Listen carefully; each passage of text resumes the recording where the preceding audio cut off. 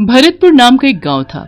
उस गांव में एक ठाकुर भानु प्रताप सिंह था जो बहुत ही अमीर था। पूरा गांव ठाकुर की बहुत इज्जत किया करता था क्योंकि वो गांव वालों के लिए मसीहा था। अगर मदद के लिए उसके पास कोई आता तो ठाकुर उसे अपने द्वार से खाली हाथ नहीं जाने देता था। वो उसकी मदद जरूर करता था। एक दिन ठाकुर को शादी करने की इच्छा जागी। उसने पास के गांव लखरपुर की एक गरीब लड़की सलोनी से शादी कर ली। ठाकुर जब जंगल के रास्ते से अपनी दुल्हन को मोटर गाड़ी में बैठा कर ला रहा था, तभी अचानक एक भेड़िए ने उन पर हमला बोल दिया। ठाकुर साहब, ये तो भेड़िया है। ये भेड़िया हमें खा जाएगा। मुझे अभी नहीं मरना है, बचा लीजिए मुझे। ठाकुराइन, आपको डरने की कोई जरूरत नहीं। वैसे भी ये भेड़िया गाड़ी के बाहर है। हमारे ठाकुर साहब ने शेर, चीता और न जाने कैसे कैसे खतरनाक जानवरों का शिकार किया है। ये भेड़िया तो उनके आगे एक मामूली सा जानवर है। अब बस करो हमारी तारीफ करना, हमें हमारी बंदूक पकड़ाओ। हम अभी बाहर जाकर इसका काम तमाम करके आते हैं। ठाकुर साहब, अपना ख्याल रखना। ठाकुर हाथ में बंदूक लिए गाड़ी से बाहर निकलता है। भेड़िया ठाकुर को घूर घूर कर देख रहा था। तभी अचानक भेड़िया ठाकुर पर हमले के लिए आगे बढ़ता है।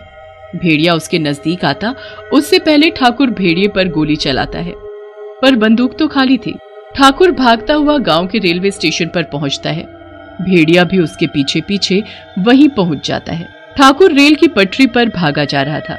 तभी भेड़िया ठाकुर पर हमला बोल देता है और उसे काट खाता है। तभी अचानक सामने से ट्रेन आती है। ठाकुर तो एक तरफ हटकर अपनी जान बचा लेता है, पर वो भेड़िया ट्रेन के नीचे आने से मर जाता है। कुछ लोग ठाकुर को बेहोशी की हालत में उनकी हवेली छोड़ आते हैं।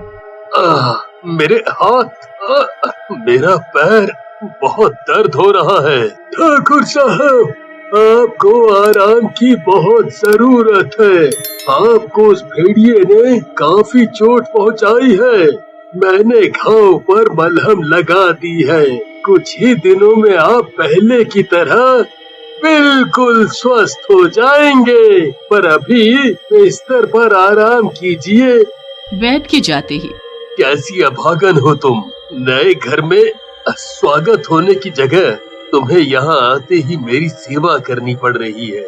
कैसी बातें करते हो ठाकुर साहब। आप मेरे पति हैं और आपकी सेवा करना मेरा धर्म, इसलिए मेरे मन में ऐसा कुछ नहीं है। मैं आपके लिए हल्दी वाला दूध लेकर आती हूँ, उसे पीने के बाद आप सो जाना। दूध पीने के बाद दोनों सो जाते हैं।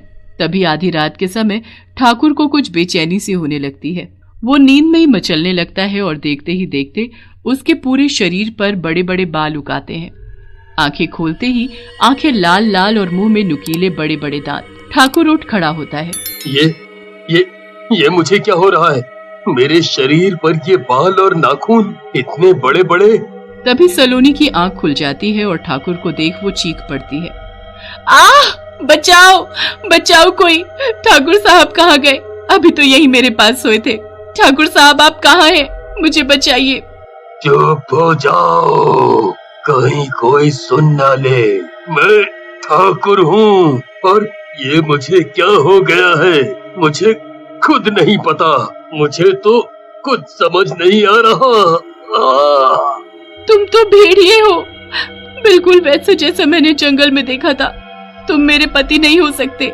जरूर तुमने मेरे पति को मारकर खाया है।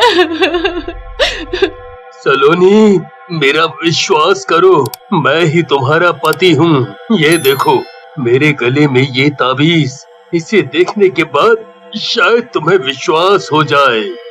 ठाकुर साहब, ये आपको क्या हो गया? आप भेड़िए कैसे बन गए? आप जरा रुकिए, मैं अभी किसी को बुलाती हूँ।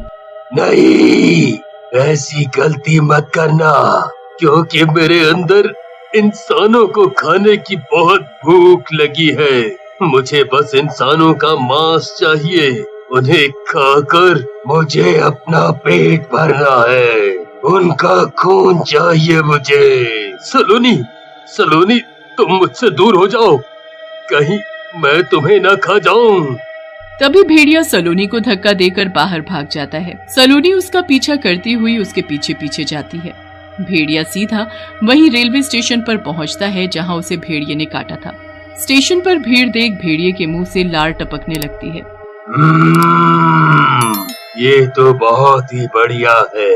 इस जगह तो मुझे भरपूर इंसान मिलेंगे खाने को। तभी वहां भेड़िए को देख हाहाकार मच जाता है। सभी लोग इधर उधर भागने लगते हैं। भागो भागो सब भागो, भेड़िया आया है, भेड़िया। अगर सभी को अपनी जान बचानी है तो ट्रेन में छुप जाओ, जल्दी करो, ट्रेन बस थोड़ी ही देर में चलने वाली है। तुम कहीं भी भागो, मैं तुम्हें पकड़ ही लूंगा, क्योंकि मैं भेड़िया हूँ, भेड़िया।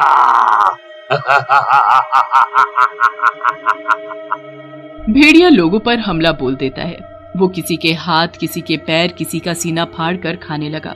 दूर खड़ी सलोनी चुपके से सब देख रही थी। ठाकुर साहब, मत कीजिए ये सब, ये गलत है। जिन इंसानों को आप मार कर खा रहे हैं वो आपके अपने हैं, उनको नुकसान नहीं, उनकी तो आप मदद किया करते थे। भगवान के लिए रुक जाओ। हे ऊपर वाले, ये सब क्या हो रहा है? इन्हें ना जाने क्या हो गया है। अगर गांव वालों की नजर में ठाकुर साहब भेड़िए बने दिख गए तो वो लोग इन्हें मार देंगे। सलोनी रोती हुई चुपचाप वहां से घर चली जाती है। सुबह होने से पहले भेड़िया भी अपने असली रूप में आकर घर पहुंचता है। उसके मुंह पर खून लगा था। ठाकुर साहब, ये आपने क्या किया? आप तो इन लोगों के रक्षक थे, आप उनके भक्षक कैसे बन सकते हैं? आपने उन्हें मारने से पहले जरा भी नहीं सोचा। पर मेरी ये समझ में नहीं आ रहा कि आपके साथ ये सब हो क्या रहा है। तभी बाहर से आवाज आती है। ठाकुर साहब, ठाकुराइन, आप कहाँ हैं? जरा बाहर आइए, बहुत बड़ी समस्या आन पड़ी है इस गांव के लोगों पर, जल्दी आइए बाहर। ठाकुर साहब, आप जल्दी अंदर जाकर ये कपड़े बदल लीजिए और अपने ऊपर लगा हुआ ये खून भी साफ कर लीजिए। मैं बाहर जाकर देखती हूँ। सलोनी बाहर जाती है और पूछती है, क्या हुआ? कैसे शोर मचा रखा है? आप लोगों को पता नहीं कि ये समय ठाकुर साहब के आराम का समय होता है? खैर कोई बात नहीं, बताइए क्या बात है, आप मुझे बता सकते हैं। वो वहाँ रेलवे स्टेशन पर लोगों की लाशें बिछी पड़ी है। कुछ लोगों का कहना है कि किसी खतरनाक जानवर ने उन पर हमला किया है, जो दिखने में बहुत बड़ा और खतरनाक था, बिल्कुल भेड़िया जैसा, और उसे यही अपनी हवेली के पास आते देखा है। इसीलिए हम सब हाथों में मशाल लिए यहाँ आए। आप और ठाकुर साहब ठीक तो है ना? ये तो बहुत बड़ी समस्या है। मुझे लगता है शायद जंगल के रास्ते कोई जानवर आया होगा, उसने ही लोगों पर हमला किया। गांव के लोग चले जाते हैं पर ठाकुर डर के मारे पूरी रात नहीं सो पाता। अगले दिन शाम ढलते ही ठाकुर के शरीर में फिर से बेचैनी होनी शुरू हो जाती है। सलोनी, सलोनी, मुझे बचाओ। मेरा बदन बहुत दुख रहा है। मुझे लगता है कि मैं फिर से भेड़िए के रूप में आ रहा हूँ। सलोनी फौरन ठाकुर को एक मजबूत रस्सी से बांध देती है। ठाकुर साहब, मैं आपको ऐसे तड़पते हुए नहीं देख सकती, इसलिए मैं आपको इन रस्सियों से आजाद करती हूँ। अगर आपने इस भेड़िए रूप में गांव पर हमला किया तो लोगों को पता चल जाएगा कि आप भेड़िए हैं और वो लोग आपको मार देंगे।